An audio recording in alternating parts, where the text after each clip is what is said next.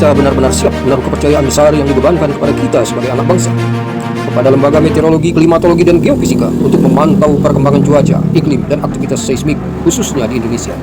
Sementara bumi sendiri sedang menahan napasnya.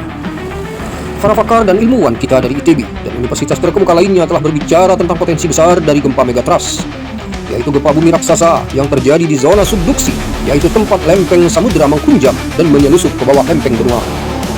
Zona ini menyimpan tekanan dahsyat yang selama puluhan hingga ratusan tahun lalu melepaskannya secara tiba-tiba, menghasilkan gempa sangat kuat dan bisa memicu tsunami besar yang sangat dahsyat.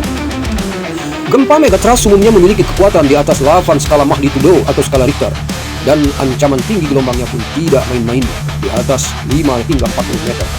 Peristiwa ini adalah pergeseran tektonik raksasa di dasar laut yang dapat memicu tsunami tektonik dan kehancuran yang meluas. Dan bila saat itu tiba, bumi tidak lagi bergetar pelan, ia akan berguncang hebat seperti yang belum pernah manusia menyaksikannya.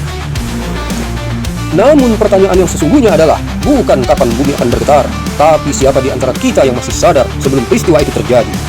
Karena setiap tanda di alam sejatinya adalah panggilan dari Allah Rabbul Alamin yang menciptakannya. Allah Subhanahu wa taala berfirman, "Wattaqu fitnatan la tusibanna alladzina zalamu minkum khassah wa'lamu annallaha syadidul 'iqab."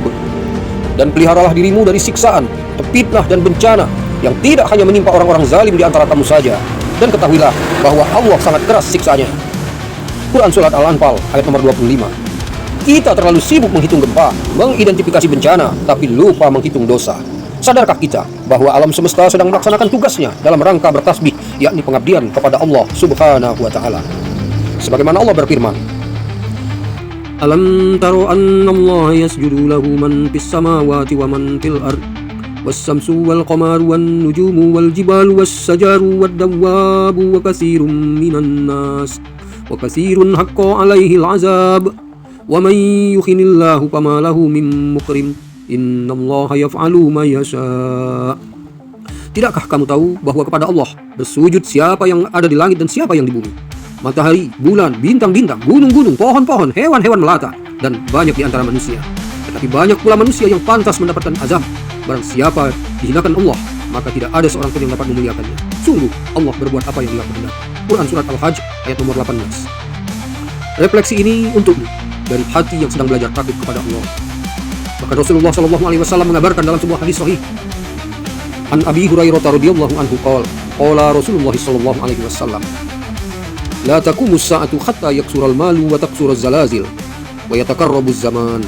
Tidak akan terjadi kiamat hingga harta melimpah ruah, banyak terjadi gempa bumi, dan waktu terasa semakin cepat. Hadis riwayat Al-Bukhari nomor 1036 berderajat sahih. Dalil ini menegaskan bahwa banyaknya gempa bumi dan bencana alam adalah bagian dari tanda-tanda akhir zaman. Lalu apa sebenarnya megatrust itu? Dan mengapa ilmuwan menyebut Indonesia berada di atas bom waktu alam yang sedang tidur? Ikuti selanjutnya di episode 2 untuk mendapatkan penjelasan apa itu megatrust. Wassalamualaikum warahmatullahi wabarakatuh.